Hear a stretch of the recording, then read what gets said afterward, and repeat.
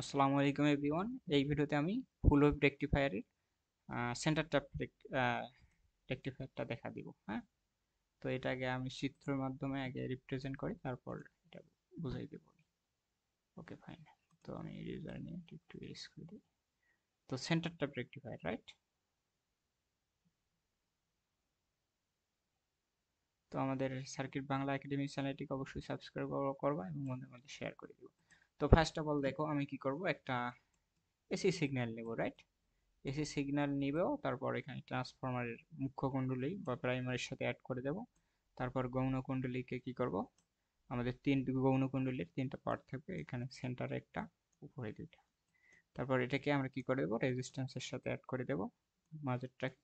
তার উপরে এবং নিচেরটাকে কি করে দেব, একটা ডায়োডের সাথে কানেক্ট করে দেব। হ্যাঁ, তো কানেক্ট করে দিয়ে তারপর আমরা কি করব, এটাকে ক্লোজ করে দেব। তারপর আমরা এই যে অসিলোস্কোপ নিয়ে, তারপর অসিলোস্কোপের মানটা এখানে, সরি, আমরা ইনপুট আউটপুট দেখার জন্য এই যে অসিলোস্কোপের এখানে একটা পার্ট থেকে আমরা এখানে ইনপুটের সাথে কানেক্ট করে দেব এবং ভি অংশটাকে এখানে রেজিস্ট্যান্সের সাথে কানেক্ট করে দেব। তাহলে আমাদের সেন্টার ট্যাপ রেকটিফায়ারটা হয়ে যাবে, রাইট? তো এটাকে কিভাবে করব, এটা আমরা কি করতে পারি, এটাকে স্টেপ আপও করতে পারি, ডাউনও করতে পারি। তো এটা যখন সিমুলেশন করবো তখন আই থিঙ্ক আরো ভালোভাবে বুঝতে পারবো। ওকে ফাইন, আমরা এখন সেন্টার ট্যাপ রেকটিফায়ারে চলে যাব। তারপর কম্পোনেন্ট মোডে প্রথমে চলে যাব। তারপর কম্পোনেন্ট মোডে গিয়ে তারপর এখানে গিয়ে এখানে ট্রান্সফরমার লিখবা। হ্যাঁ, ট্রান্সফরমার লিখলে, ট্রান্সফরমার লিখেছি অলরেডি, কিছু দূর লেখার পর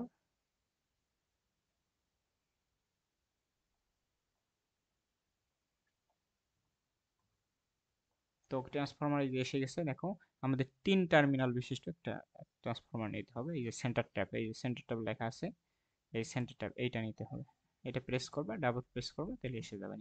তো আমাদের অলরেডি আছে কম্পোনেন্টগুলো, তো আমি ক্যান্সেল করে দিলাম। এখান থেকে যা যা কম্পোনেন্ট লাগে তা তা এখানে, এইখানে যা কম্পোনেন্ট আছে এগুলো দিয়ে মোটামুটি তুমি সব সিমুলেশন করতে পারবো। আচ্ছা, তো ফার্স্ট অফ অল আমি একটা সেন্টার ট্যাপ নিলাম, তারপর এটাকে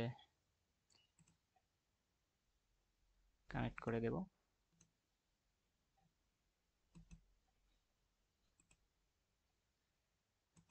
ওকে ফাইন, তারপর ডায়োড নেব।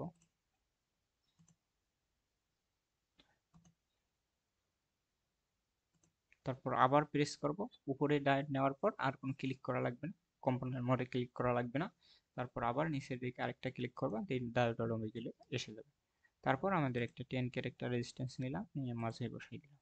ওকে ফাইন, তার আমাদের সব কাজ কমপ্লিট, জাস্ট ওয়্যার দিয়ে কানেক্ট করে দিব। ওকে ফাইন, তারপর কি করে দেবো, এগুলোকে জাস্ট অ্যাড করে দেবো। ওকে, আমাদের অ্যাড হয়ে গেল। তারপর আমি সিগন্যাল হিসেবে এটাকে রাইট ক্লিক করে প্রপার্টিজে চলে যাব। তারপর 220 ভোল্ট যদি নেই, আর ফ্রিকোয়েন্সি যদি 50 হার্টজ নেই, কপি করে দিলাম।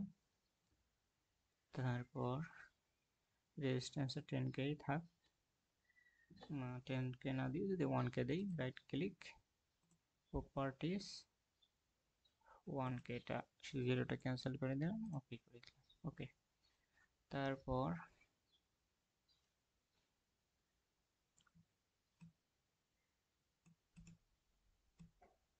আমাদের কই সার্কিট কই,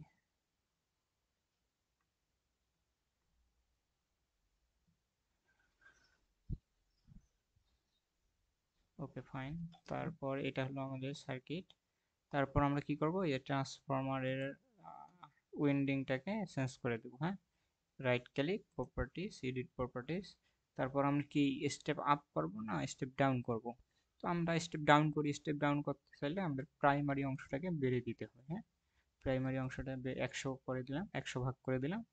তারপর ওকে দিয়ে দিলাম, তাহলে আমাদের স্টেপ ডাউন একটা ট্রান্সফরমার হবে। তো সব কিছু ওকে। তারপর আমরা কি করব, একটা অসিলোস্কোপ ইউজ করব। তো অসিলোস্কোপ ইউজ করার জন্য এখানে চলে যাব, তারপর অসিলোস্কোপটা এখানে অ্যাড করে দেব। এখানে অসিলোস্কোপ বসাইলাম, তারপর ইনপুটের মান নেওয়ার জন্য এখানে, তারপর আউটপুটটা নেওয়ার জন্য আমরা এখান থেকে এই অংশ অ্যাড করে দেব। Okay fine. তো আই থিঙ্ক আমাদের সার্কিটটা হয়ে গেছে। তো আমরা এখন আউটপুটটা দেখব। তো আউটপুট দেখার জন্য আমরা কি করব, জাস্ট এই প্লে বাটনে প্রেস করব।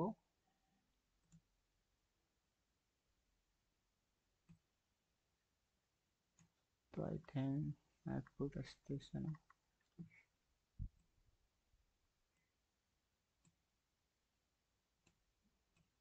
আউটপুট দেখাচ্ছে না। Okay fine. ওকে ফাইন, দেখো। তো আমাদের এই যে এখানে গ্রাউন্ড করা হয়নি, দ্যাটস ওয়াই আমাদের আউটপুট দেখায়নি। তো আমরা ফার্স্ট অফ অল এই যে সেন্টার ট্যাপের যে মাঝের অংশটাকে গ্রাউন্ড করে দেবো, হ্যাঁ। তো এগুলো কিন্তু অনেকটা ইম্পর্টেন্ট বিষয়, একটু গ্রাউন্ড না করার কারণে আমাদের আউটপুটটা দেখায়নি, হ্যাঁ। তো ফার্স্ট অফ অল আমরা কি করব, এটাকে এই যে এসি অর্থাৎ এসি ভোল্টেজটা দিয়ে দেব রাইট ক্লিক করে। হুম, প্রথমে রাইট ক্লিক করে প্রপার্টিজে রাইট ক্লিক প্রপার্টিস এডিটে গিয়ে 100 ভোল্ট দিয়ে দিলাম, আগেরটা একটু বেশি দিয়ে দিলাম। তারপর 50 হার্জ করে দেব।